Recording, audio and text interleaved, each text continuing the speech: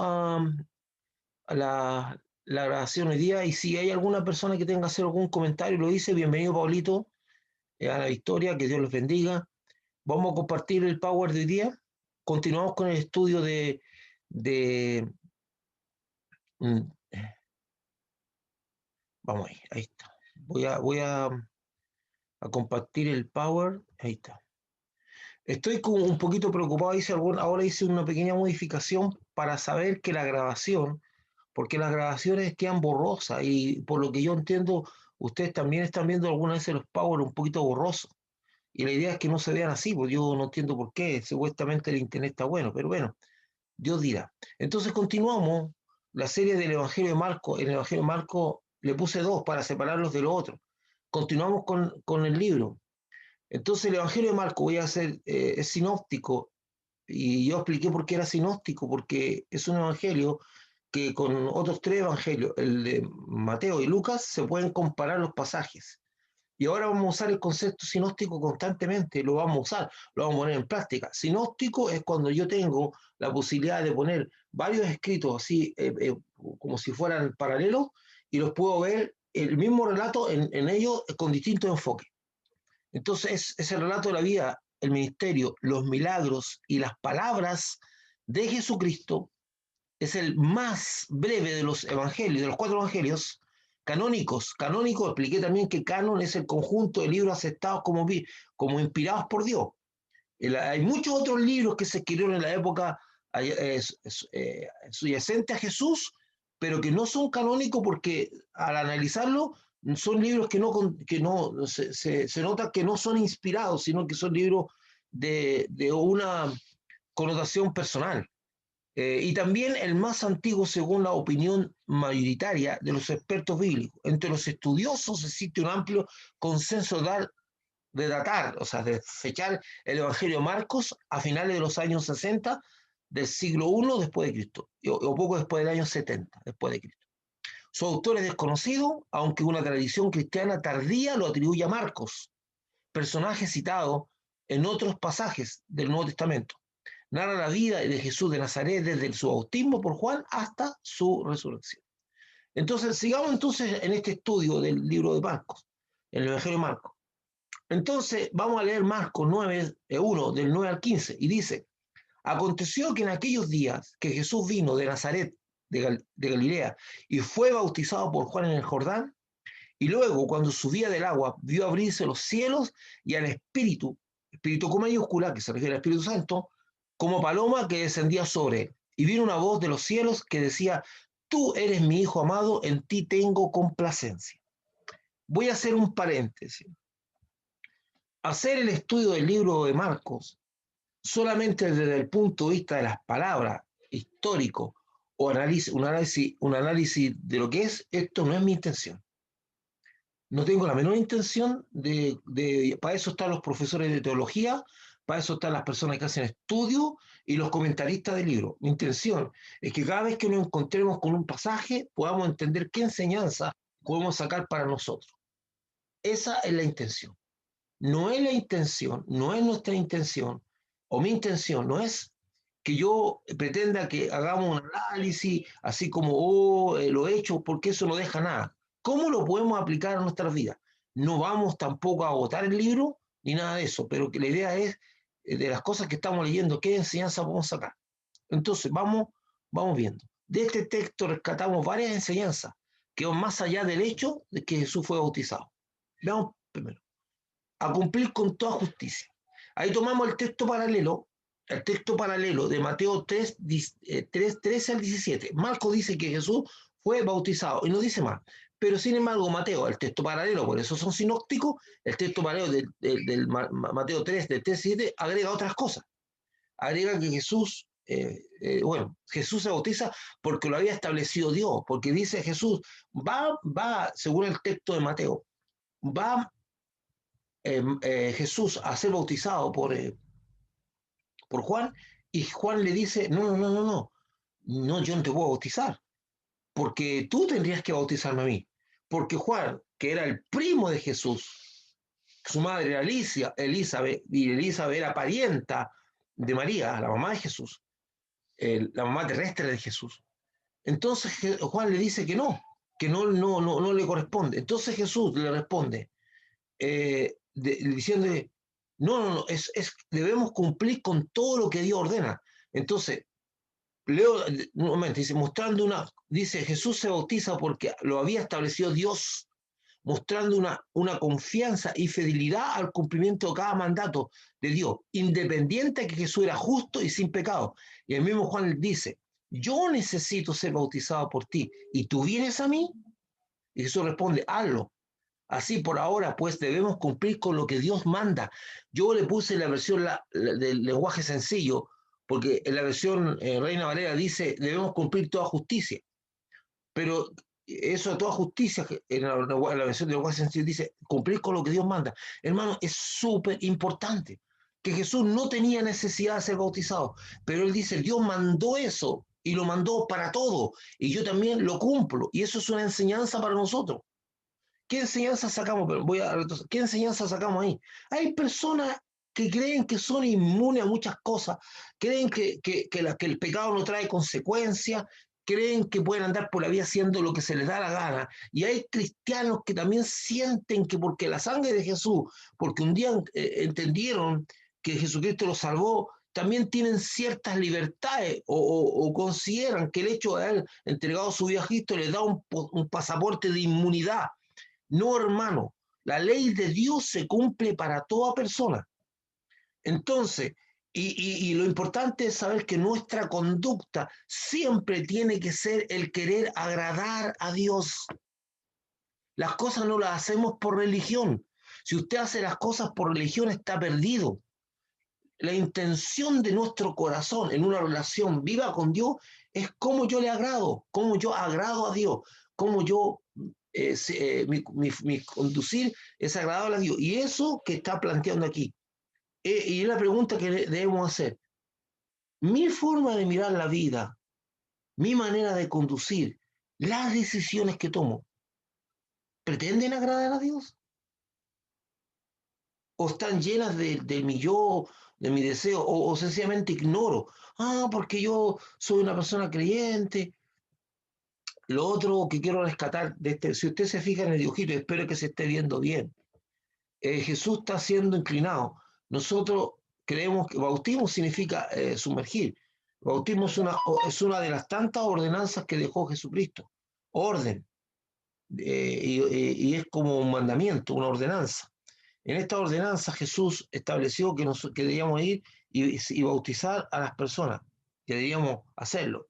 Y bautismo es una forma en que yo represento mi cambio de condición, mi compromiso, el compromiso oficial con Jesucristo parte del momento que yo me bautizo. El bautismo es un acto consciente de arrepentimiento y de haber declarado a Jesús. El bautismo no es, según la Escritura, no es para poner nombre a las personas.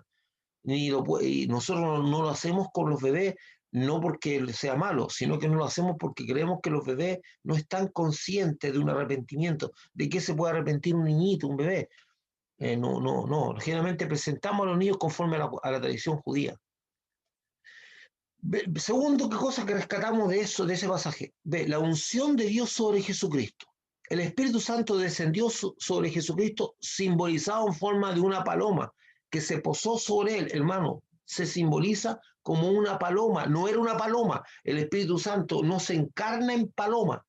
El Espíritu Santo descendió y se simbolizó como una paloma que descendió sobre Jesús, pero el Espíritu Santo es espíritu. Entonces dice que en forma de paloma, o sea, es un símbolo. No nos enseña, y Jesús fue ungido por eso. Entonces, el beso descendió sobre Jesucristo simbolizando en forma de una paloma que se posó sobre él. Dios nos enseña que el servicio que él le encomienda a alguien, a cualquier persona, necesita de la unción. El rociar, ungir, es rociar con un líquido. En este caso, los sacerdotes eran rociados con un líquido con aceite. Cuando un sacerdote era consagrado, así como un rey, en el momento de la consagración se le pone una corona para simbolizar, y algunas veces se le añade un cetro que simboliza lo que él es. la unción era utilizada en los sacerdotes, que era pues, tomar una vasija de aceite, echársela sobre su cabeza, y eso es ungir, y que esto corriera por el cuerpo hacia abajo, como un acto simbólico donde Dios ponía su cobertura sobre él y estaba consagrado al servicio de Dios, ungido. Entonces la unción es rociar. Ahora, el ungir con el Espíritu es que el Espíritu entero me llena a mí. Entonces, ¿por qué necesita la unción rociar del Espíritu Santo? No se puede realizar ninguna tarea que involucre lo espiritual sin la presencia del Espíritu Santo en la vida de aquel que le ha sido encomendado. Es súper importante predicar el Evangelio, dar a conocer el nombre de Jesús como Él lo ordenó. La gente dice, ¿por qué los evangélicos, los canutos u otras personas andan hablando de Jesús?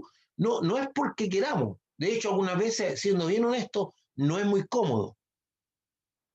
El asunto es que Jesús lo ordenó. Por tanto, ir y hacer discípulos. Entonces, como nosotros entendemos la enseñanza de Jesús como una orden, que no todos los que un día entregaron su vida a Jesús lo cumplen, no todas las personas lo hacen, no todas las personas dan a conocer el nombre de Jesús. Muchas veces, muchos cristianos lo que dan a conocer no es a Jesucristo, dan a conocer su posición visual o su posición que tienen, o su visión, o su interpretación, más bien dicho, que tienen particular de las escrituras. Y eso que es lo que produce conflicto y debate. A nosotros no se nos enseñó, ni se nos dijo que fuéramos a exponer nuestras posiciones teológicas. Se nos dijo que diéramos a conocer a Jesucristo en toda la tierra. Y por eso muchas veces estamos predicando la palabra de Dios en cualquier lugar que se nos da, porque se nos fue puesto como un mandato que no todos cumplen.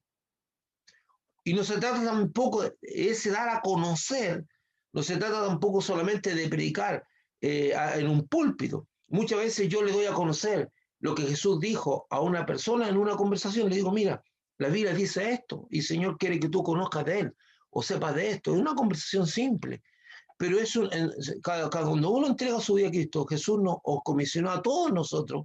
Ahora, la pregunta es, ¿cómo yo le doy a conocer a alguien algo que ocurrió hace 2000 años atrás? Un ser que no está físicamente visible, con la cual yo no le puedo. De hecho, un día se cuenta una anécdota de la ignorancia que se llega en esto. Se, se cuenta la historia de una persona que estaba haciendo evangelismo, no sé si es totalmente real, pero se cuenta que fue así, en una comunidad de personas originarias de un lugar, y le preguntó a una persona si conocía a Cristo, para empezar a hablar de él. Es que es un lenguaje muy canuto. Entonces la persona le dijo, mire, me parece que a Jesucristo, a Jesús, pero le pregunté, le dijo si conocía a Jesús. Él dijo, mire, me parece que vi unas 2 casas más abajo, ¿verdad? Esa respuesta le dio porque no tenía idea de qué es lo que era, de lo que le estaban hablando, ¿ah? Y pensó que era una persona, un personaje del lugar. Entonces, eso, dar a conocer a Jesús, es una conversación, es una cosa que se nos impuso. No, tampoco significa algo desagradable, pero que requiere, como yo no le puedo explicar a una persona con palabra humana que Jesús existió, que Jesús fue real, que murió por nuestros pecados, yo no le puedo explicar eso a una persona. Racionalmente no tiene mucho sentido. Por lo tanto, ahí tiene que actuar la obra del Espíritu Santo. Si el Espíritu Santo no acompaña mis palabras, estoy perdido. El único que le puede explicar al espíritu, al alma de la persona, es el Espíritu Santo. Dios lo único que quiere de mí es que obedezca usando mis palabras, pero el que se la interpreta al corazón de la persona es el Espíritu Santo. Entonces nosotros, cualquier tarea que Dios le encomiende a usted, no la va a poder realizar a base de sus capacidades y competencias humanas. La tiene que realizar a base de la presencia de Dios. Y esa es la confianza que debemos tener, y esa es la confianza que tuvo siempre la iglesia primitiva. Entonces, cuando Jesús descendió el Espíritu sobre él, era porque era el inicio de su ministerio en la tierra. Lo otro que podemos rescatar de las palabras que están ahí es la confirmación y revelación de Dios de Jesús. Al momento de salir del agua, es confirmado por Dios con una voz audible para todos los que están presentes y que viene del cielo y que dice, tú eres mi hijo amado, en ti tengo complacencia o en ti me complazco. Es la revelación del cielo, Cristo hecho carne. Eso es una revelación. Hasta el momento es muy fuerte. Dice que los que estaban presentes y escucharon la voz, que les sorprendió porque eso quedó escrito, que vino Dios. Dios tiene muchas maneras de revelarse o manifestarse. Yo le dije que Dios tiene muchas maneras de hablar.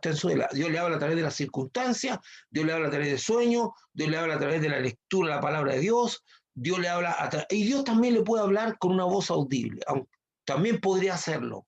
Dios tiene muchas formas en que usted le va a hablar y usted va a identificar la palabra de Dios porque es muy particular y singular. Dios le está hablando. Al momento, entonces, dice que Jesús sale de agua, Dios confirma que Jesús no es un personaje común, sino que es su hijo que va a cumplir una meta. A todo esto, vuelvo a insistir, de hecho, para nosotros, para algunos, para los judíos somos idólatras, porque creemos en Jesús como tres personas, Padre, Hijo y Espíritu Santo. Entonces, ¿cómo un solo Dios puede estar en tres personas? Así como le expliqué las, las, eh, las hormigas Carlito para explicar la encarnación, la traducción, una palabra que no correspondía, y agradezco a mi hermana Silvia que usé la palabra reencarnación. Jesús no se reencarnó, no es que estuvo encarnado y se volvió a encarnar, sino que es la encarnación, el hecho de haberse hecho carne, como se lo expliqué con las hormigas de Carlitos. También el hecho de entender un solo Dios, la esencia de Dios es una, y eso solo lo podemos explicar como el agua que es única, que su composición química es única. Sin embargo, usted la puede encontrar en tres estados. La puede encontrar como algo líquido en forma de un hielo, un pedazo de hielo. Usted la puede encontrar en forma de vapor, de agua. Cuando usted pone una tetera o un hervidor y esto empieza a hervir, sale agua. Eso que sale es agua, es agua, no es smog, es agua. Usted lo puede encontrar como forma de vapor y usted la puede encontrar como forma líquida. Es la misma agua, pero en tres estados diferentes. Es exactamente el mismo Dios que se manifiesta en tres personas diferentes. Y una de esas personas es Jesucristo hecho carne, que nos permitió a nosotros eh, poder conocer al Señor de una manera diferente. Y otro punto que podemos sacar de ese pasaje, otra enseñanza, inicio formal de su ministerio. Este es el inicio formal del ministerio de Jesucristo. A partir de aquí se da término a una espera de 30 años desde el nacimiento de Jesucristo. ¿Por qué? Porque existía una mayoría de edad que debían cumplir las personas para ser aceptados como para empezar su ministerio. Ministerio significa servicio. Ministerio significa servicio. La palabra ministerio es igual a servicio. Para empezar a ejercer su servicio a Dios. Es como también, es como si lo vemos con respecto a la composición de las estructuras políticas en los países. El presidente, para ser presidente, tiene que tener una edad mínima. No puede empezar, y los senadores cada vez la están corriendo más, pero los senadores y los diputados tienen que cumplir una edad mínima para poder estar en el cargo. Bueno, en el caso de Jesús, para poder entrar a ejercer su ministerio tenía que tener mínimo 30 años. Por eso el ministerio de Jesús no empieza antes, porque si no, no lo hubiesen aceptado ni lo hubiesen escuchado. Entonces son 30 años que debe tener a Jesús, y de ahí cumple 3 años de ministerio. Son 3 años, del año de los 30 a los 33, donde él fallece. Y usted sabe, muere en la cruz. Lo interesante aquí es el sentido de conocer y actuar, y eso es súper rescatable, es conocer y actuar conforme a lo que Dios estableció. O sea, a lo mejor a Jesús por ahí por los 20 o 25 años le picaba la cosa por empezar, porque era plenamente consciente, pero él se sujeta. Lo interesante aquí es el sentido de conocer y actuar en los tiempos de Dios. Jesús sabía quién era, pero no se impacientó ni intentó ignorar los tiempos de Dios. Muchas veces la impaciencia nos domina y hacemos cosas sin consultar al Señor o fuera de sus tiempos, y eso lleva al fracaso. Usted en Eclesiastés tiene una exposición brillante de Salomón que dice, todo tiene su tiempo. Hay tiempo para comer, para dormir, tiempo para llorar, tiempo para reír. O sea, todo tiene su tiempo. Y nosotros debemos ser entendidos en los tiempos de Dios. Esa sabiduría espiritual no la buscamos, ni la requerimos, ni la pedimos. A nosotros nos encanta ser entendidos y sabios en lo que involucra este mundo, pero también debemos tener entendimiento. Y dice la Biblia que habían ciertos varones que eran entendidos los tiempos.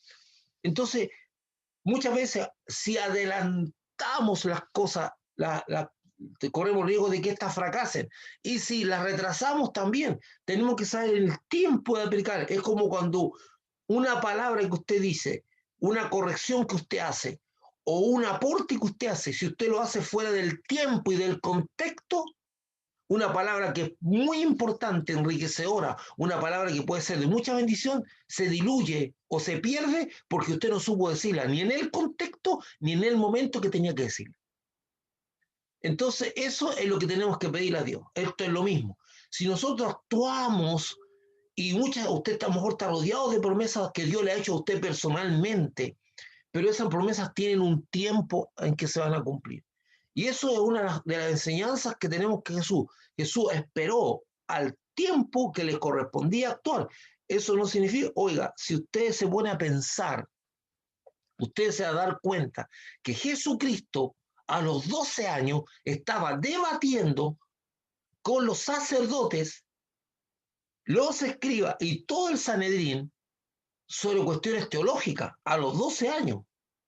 O sea, es impresionante y ahí, de tal manera que le estaba haciendo preguntas y respondiendo preguntas también a a los hombres más sabios de la palabra de Dios de la época. Entonces, entonces podemos decir, oye, pero Jesús, si a los 12 años él ya tenía un conocimiento, y acuérdense que Jesús, después que sus padres subieron a Jerusalén a hacer el rito anual de la entrega de ofrenda, Jesús no vuelve con sus padres, se queda en el templo y sus papás lo empiezan a buscar en las caravanas que venían de vuelta a Belén, a Galilea, perdón, venían de vuelta.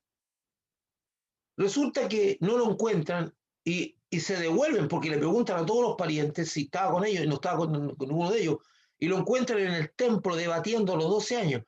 Y ahí es cuando su mamá le dice, hijo, ¿por qué nos hace esto? ¿Por qué no hace preocuparnos?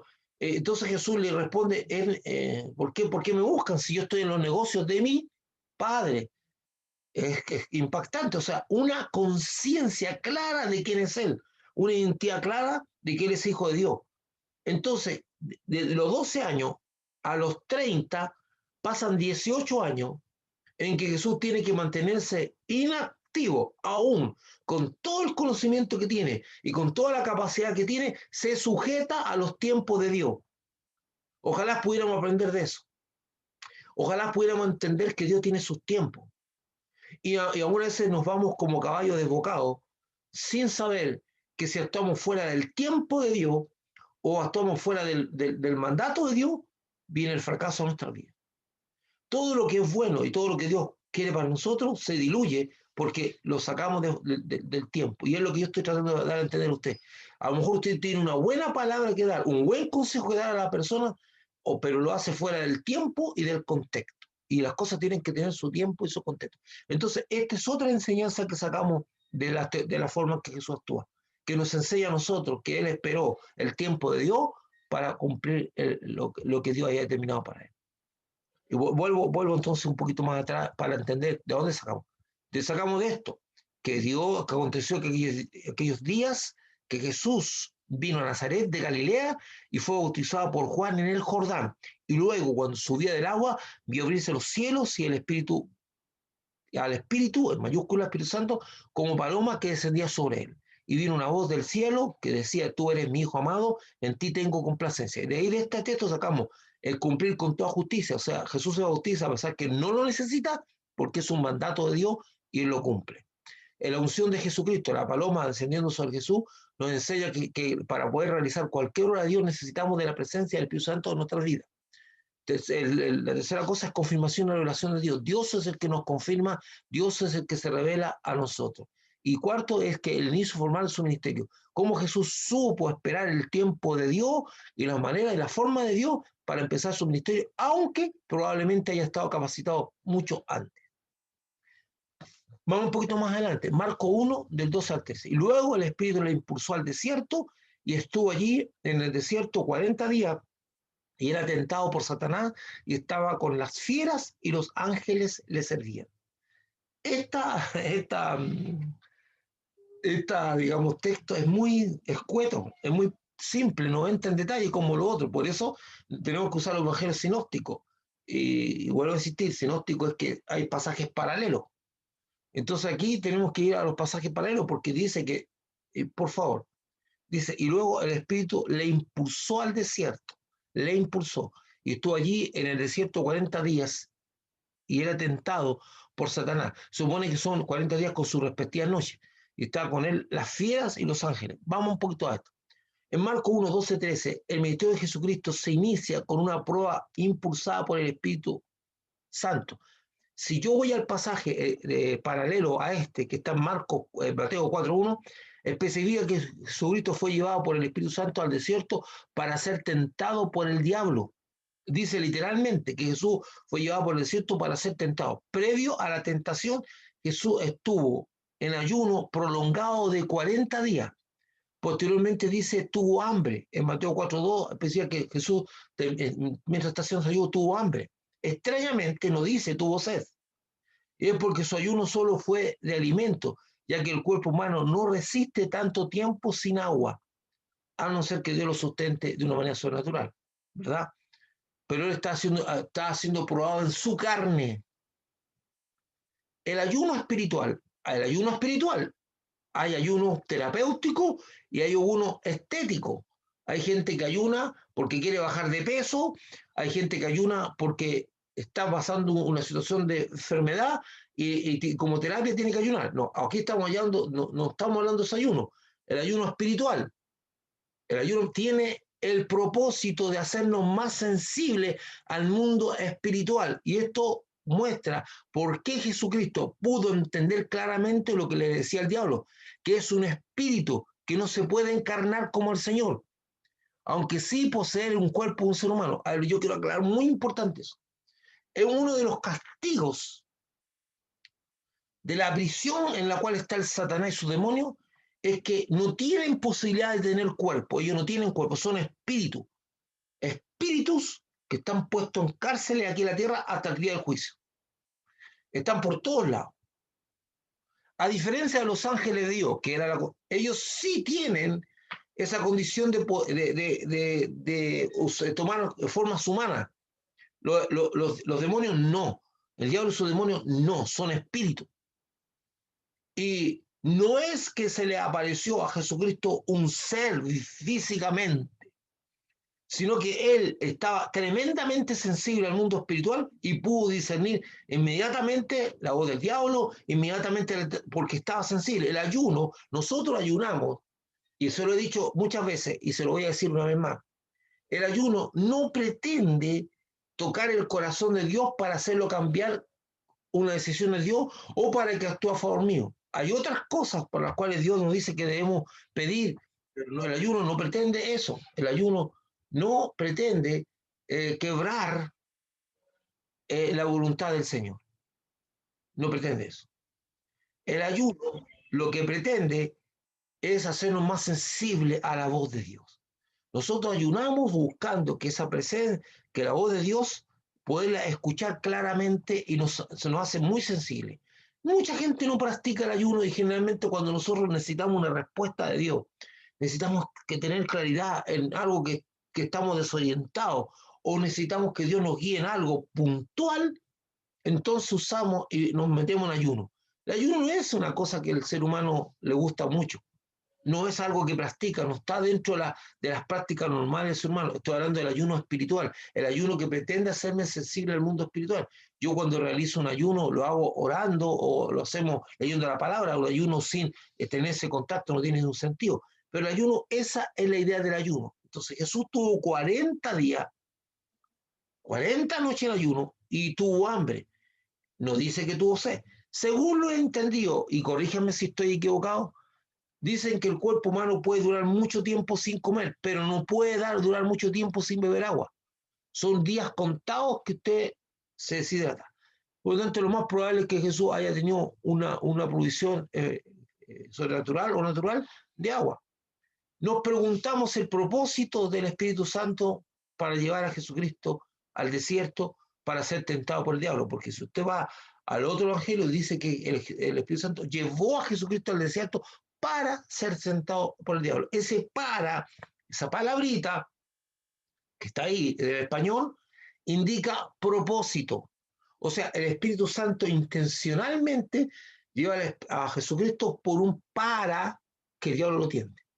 La pregunta solo la podemos contestar a través del resultado final del paso de Jesucristo por el desierto. Me quiero detener un momento, por favor, hermano. El gran milagro de la encarnación es que Jesucristo vivió, sintió, sufrió todo lo que un ser humano en este cuerpo sufre. Jesús sintió frío, sintió frío. Jesús sintió hambre, sintió hambre. Jesús estaba en un cuerpo igual al suyo. Sintió lo mismo que usted. Por eso más adelante la Biblia dice, no tenemos un Salvador que no haya vivido ni soportado en su cuerpo las mismas cosas que tú soportas. Estoy haciendo parafraseando. Entonces es súper importante entender eso, porque alguien dice, bueno, es que Jesús también era Dios, pero cuando está realizando su ministerio para vencer a Satanás, para recuperar lo que se nos fue robado, nos quitado, Él está en un cuerpo humano, siente igual que nosotros. Cuando a Jesús le clavaron los clavos, sintió el dolor, porque Dios quiso que así fuera.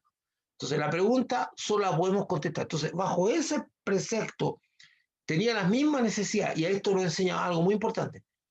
¿Cómo podemos contestar el propósito por el cual llevó el Espíritu Santo a Jesucristo al desierto? A través de la misma escritura. La pregunta solo la podemos contestar a través del resultado final del paso que estuvo por el desierto, de ser tentado por el diablo. Y dice así en Lucas 4:14, y Jesús volvió en el poder del Espíritu a Galilea. Es el resultado final de esa tentación, de ese paso por el desierto, fue empoderar a Jesús, darle poder, volvió en el poder del Espíritu. Saquemos enseñanza.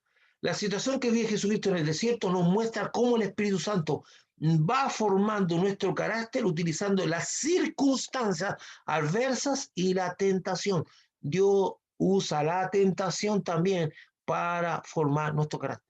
Dios usa la tentación para fortalecernos. Dios usa las circunstancias adversas a las cuales siempre le estamos huyendo, siempre le estamos sacando el quite. No queremos vivir situaciones adversas, no las queremos enfrentar, le sacamos el cuerpo. Pero es bajo las situaciones adversas, es que usted crece. Y bajo la tentación que usted se puede evaluar a usted mismo. La tentación apelaba a necesidades básicas. El hambre. Tuvo hambre, sintió hambre. Entonces vino el diablo y le ofrece pan. En el texto paralelo dice, ¿por qué tú no conviertes estas piedras en pan? Porque tú tienes el poder para hacerlo. Jesús dijo, yo no voy a hacer eso, ni voy a tentar a Dios de ninguna manera. Porque no dice la Biblia que no sobre pan vivirá el hombre. Usted conoce un poco más la historia. También la ambición y el poder, todos los reinos de la tierra te daré. Apela a la ambición de poder y riquezas que el ser humano tiene. Todos quisiéramos tener un estándar de vida mejor, ojalá si pudiéramos tener de sobra, y si podemos dar algunos lujitos, también los demos. Pero eso es una cosa que está en el ser humano, el querer tener una condición de vida, ojalá lo mejor que se pueda. Y a la fe, en confiar en Dios. Dice, porque los ángeles te van a tírate de aquí, del pináculo un templo, porque los ángeles te van a sostener. Digo, yo sé que Dios me puede sostener y Dios puede mandar los ángeles, pero ¿tiene propósito eso? ¿Tiene propósito? La gente cree que Dios anda haciendo milagros y anda haciendo cosas porque se le ocurre, y no, todo tiene un propósito, las cosas tienen un propósito. Por eso Por eso me encanta la forma en que enfoca ese aspecto, este mismo Marco, en los últimos capítulos que lo vamos a ver. Dice, y estas señales seguirán a los que creen. Señales. El propósito de esos milagros son señales para que la gente pueda creer que está frente a un Dios vivo. Las cosas no pasan por pasar. Hay gente que va a tener en esta tierra una vida determinada por Dios. A lo mejor esa vida determinada por Dios no es una vida tan cómoda, pero Dios a través de esa persona va a enseñar y va a formar. El desierto no solo presentó el desafío espiritual de las tentaciones que proponía el diablo a Jesús, el diablo le propuso, sino también el desafío del mundo natural, con el peligro de las fieras que deambulaban por el desierto, lo especifica. Lo cual nos habla que en nuestro desierto personal, aún así nosotros vivimos un desierto personal, estamos solos, estamos rodeados de gente y Dios nos permite que esa gente nos ayude, nos hable y muchas veces nos ignora. Y decimos, pero ¿cómo mi amigo no está? ¿Cómo mi pastor no está? ¿Cómo las personas que yo amo? ¿Cómo mi familia no está? No está porque Dios no quiere que estén. Están físicamente, pero nadie se da cuenta que tú estás pasando algo, porque estás viviendo tu desierto y el desierto está solo. Estás tú, está el Señor, está el Espíritu Santo y está el diablo. El desierto se vive solo, con la posibilidad de crecer. Entonces, deambulaban por el desierto, lo cual nos habla que en nuestro desierto personal, en que seremos formados, tendremos que enfrentar el peligro de personas que nos rodean para atacarnos como fieras salvajes. En el desierto también está la fiera. Sin embargo, dice, los ángeles del Señor nos están protegiendo. Y quizá algún día sabremos de las trampas de las que los ángeles nos libraron. Veamos a Daniel. A Daniel ese es el ejemplo típico. Recuerde usted que Daniel, que era un hombre fervoroso, amador de Dios, tenía la costumbre de orar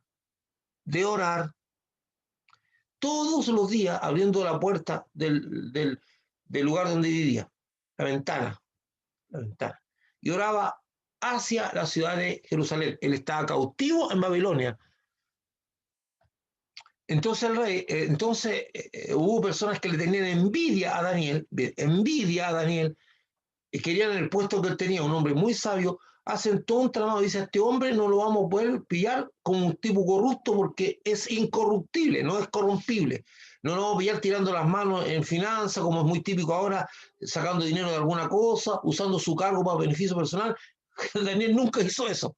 Es un buen ejemplo, un hombre que no era corrompible, pero sí lo podían pillar en su religión. Entonces, sabiendo que el rey era un tipo vanidoso, le dice, mire, rey, ¿por qué no prolongamos un día, dice, en que todas las personas te adoren a ti y no hay otro Dios que se adore y vamos a levantar una estatua de tu imagen y aquel que no te adora, que sea castigado y sea muerto?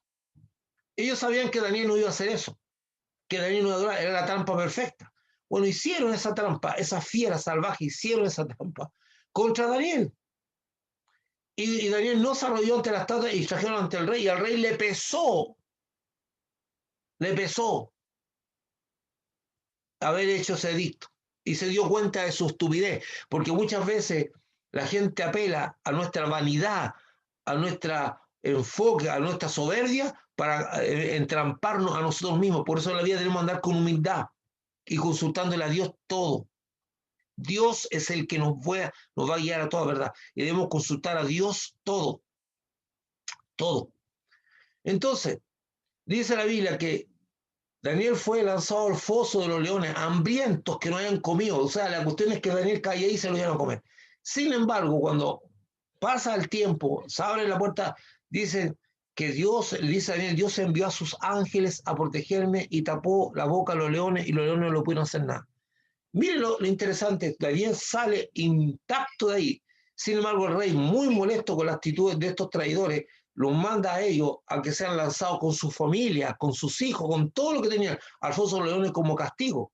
Y dice la Biblia, literalmente dice que estos iban cayendo al foso, así literalmente, y los leones los hicieron pedazos en el aire. Ni siquiera llegaron a tocar el suelo cuando los leones los despedazaron. Pero sin embargo, a Daniel no le hicieron nada. Esa es la confianza que usted tiene y debe tener en Dios. Que aún ande rodeado de fieras salvajes, que muchas veces son personas que le quieren dañar a usted, Dios va a mandar a los ángeles a sostenerlo, a protegerlo.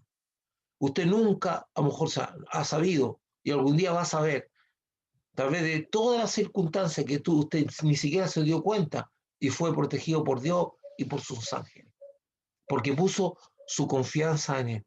Entonces Dios vio su confianza y le protegió. ¿Ya? Entonces yo aliento a usted a tener esa confianza, a mirar las cosas de esa manera, a ver que usted está siendo sostenido. Y eso es lo que ocurrió. Las fieras en el desierto no pudieron hacer nada contra Jesús porque fue protegido por los ángeles. Vamos un poquito más adelante y con esto terminamos y cerramos con estos dos versículos. Marcos 1, 14 a 15, estamos yendo versículo a versículo. Después que Juan fue encarcelado, Jesús vino a Galilea predicando el evangelio del reino de Dios, diciendo: el tiempo se ha cumplido y el reino de Dios se ha acercado, arrepentidos y creed en el evangelio. Saquemos. Marcos 1, 14, 15. El ministerio de Jesucristo se cruza con el ministerio de Juan el Bautista. Se cruzan. Y ambos eran parientes, eran primos. Y Juan levemente mayor en edad que Jesús. Hay pocas cosas que la Biblia no explica, como por ejemplo, hay cosas que la Biblia no explica, como por ejemplo, cuánto tiempo duró el ministerio de Juan el Bautista, considerando que una persona debía tener 30 años cumplidos para que se le conociese el ministerio. El ministerio de Juan fue breve, pero intenso y tremendamente exitoso, y culmina con su arresto y posterior muerte por decapitación. Ustedes saben que la historia de Salomé, que Salomé tenía como mamá a Herodías, y esta mujer tenía un tremendo conflicto muy fuerte con Juan el Bautista, porque Herodías era la esposa del hermano de Herodes. Era la esposa, y en una condición de adulterio se juntaron. Entonces Juan le decía: tú estás en la tierra de Israel, tú no eres israelita, pero estás en esta tierra, y el adulterio en esta tierra se considera un pecado grave contra Dios, y constantemente acechaba al rey. Esto incomodaba a Herodías, y esa mujer no se atrevía ni siquiera a salir a la calle en esas carrozas que usaban, nada, porque tenía un temor terrible a que el pueblo la apiedrara por adúltera. Entonces ella no tenía una vida tranquila. Para ella, Juan el Bautista era una piedra en el zapato y había que sacárselo de encima. Entonces, cuando su hija bailó y agradó a Herodes, ella encontró el momento oportuno, porque Herodes le promete a la hija de darle lo que ella quisiera, y le prometió eso, y le consulta a su mamá y le dice: bueno, pide la cabeza de Juan el Bautista. Y el ministerio de Juan el Bautista termina con una decapitación. El ministerio de Juan el Bautista fue breve, cortito, breve, intenso y exitoso. Ya muerto a los 30 y tantos años, muy joven, pero muere con una convicción profunda de haber cumplido el propósito de Dios para su vida. Entonces los ministerios de Jesús y Juan el Bautista se cruzan. Y ahí lo dice: Juan es muy consciente que su ministerio no es paralelo al de Jesucristo, y está consciente: mi ministerio no va a estar cruzado, no va a andar junto con Jesucristo. Yo tengo que parar para que Jesucristo sea, si no, eso habría causado una tremenda confusión, porque el propósito de Juan es causar expectativa espiritual para cuando llegue Jesús. Entonces, Juan llega a expresar: es necesario que Él crezca, pero que yo mengüe. Entonces, cuando le preguntan de Jesús, dice: él va a crecer y yo voy a menguar. Por favor, yo lo escribí literalmente como está en la Biblia. No tengo idea por qué algunas personas dicen: es necesario que yo mengue para que Él crezca. Cambian el orden. En la Biblia los órdenes son importantes. Yo no puedo mezclar los textos, igual que hay gente que insiste en que la Biblia dice o expresa sobre todas las cosas ayudan bien a los que aman a Dios. Todas las cosas ayudan bien a los que aman a Dios. Esa cosa es mentira, porque el texto no dice todas las cosas ayudan bien a los que aman a Dios, dice: a los que aman a Dios, todas las cosas ayudan a bien. Dice amar a Dios primero. Pero a la gente le encanta decir: Todas las cosas ayudan a bien a los que aman a Dios y poner amor a Dios al final. Pastor, es lo mismo, no es lo mismo. Aquí tampoco es lo mismo decir, es necesario que yo mengue para que Él crezca, porque el orden sí importa. Es necesario que Él crezca para que yo mengue.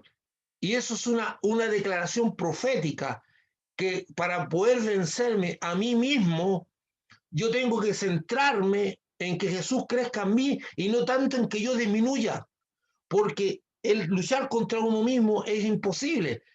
Mientras más crece Cristo en mí, más menguo yo interiormente. Por lo tanto, es más fácil centrarse en algo que se construye que centrarse en destruir algo.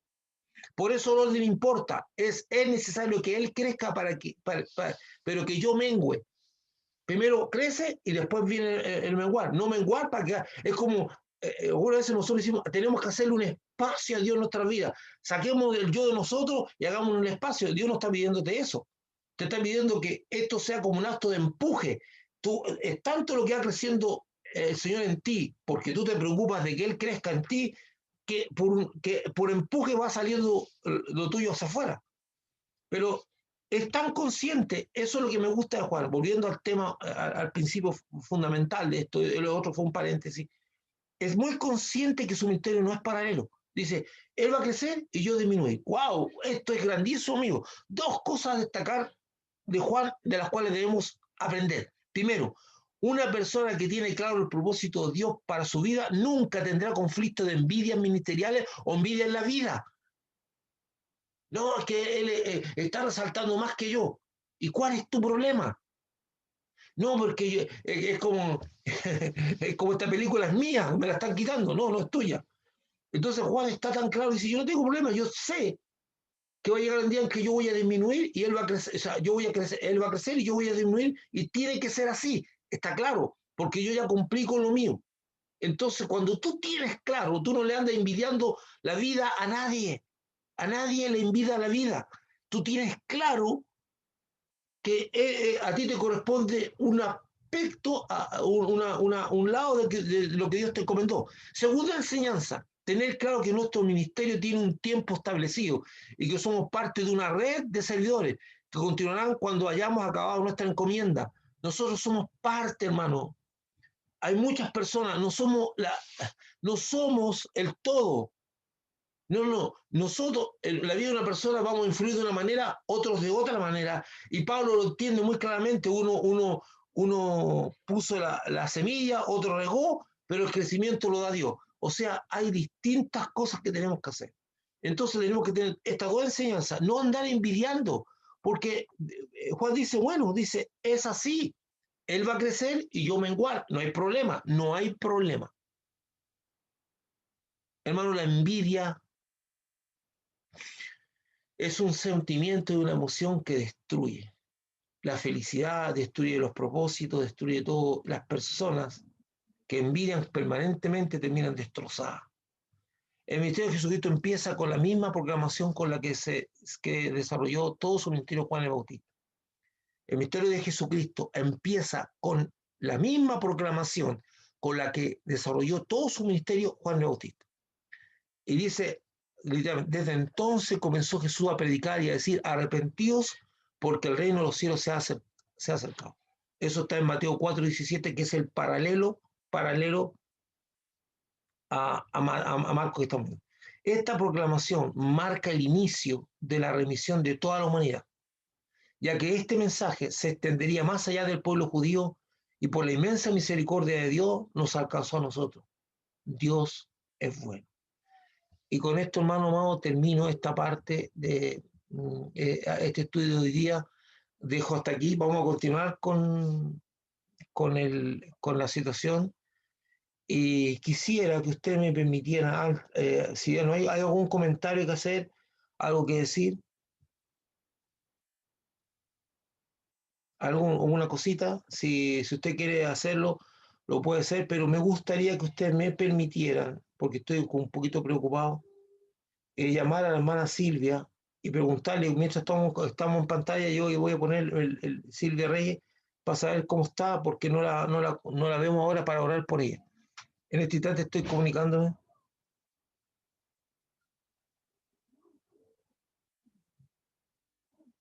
y voy a preguntarle cómo está y antes de terminar para que podamos orar.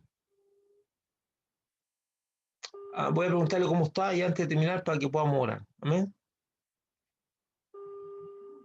No me están contando. Voy a ver si no sé si alguien sabe algo de ella de esta última hora. ¿Aló, hermana Silvia?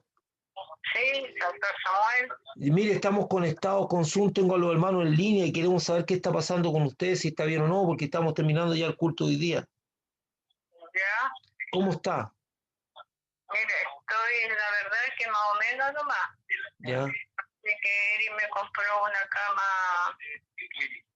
cama clínica con los colchones antiescara ya, y estoy esperando que me llamen el examen. para el otro examen. Me quedan, no sé si me queda un examen o dos exámenes. Ya, mi hermana, mire, nosotros estamos en línea, lo están escuchando los hermanos que están conectados ahora. Vamos a tener un tiempo de oración por usted para saber, yo estaba un poquito preocupado, los hermanos también, de saber por qué no la veíamos en línea. Y bueno, vamos a orar ahora y después conversamos un poquito más, ¿le parece? Ya pasó. Va. Vamos, entonces, hermanos, si no hay nada, alguien que tenga algo que decir, oramos. Y si no, damos por terminado. No sé, la Silvita va a decir algo. Silvia, te escuchamos. Sí, voy a orar por mi cuñado que esta semana le hacen una segunda operación, intervención, ¿En la para otra? ver si le pueden salvar su... ¿Me escuchan? Sí, en la otra mano. Sí, no, en la mano derecha, la que lo operaron, quedó mal, el dedo no reacciona y le van a hacer un injerto. Entonces, si podemos orar también dentro de Bueno, toda el grupo. Por ya, favor. perdón, el nombre de él se me fue. Emilio. Emilio, ahora me acordé. Emilio. ¿Hay alguien más para Emilio. poder orar ahora? ¿Hay alguien más que tenga que decir algo? Emilio y la hermana Silvia que está ahora en camita nos está escuchando. Vamos a orar entonces. Voy a orar yo, voy a pedir a Dios y vamos a dar por terminado el tiempo de ahora, pero ya escucharon ustedes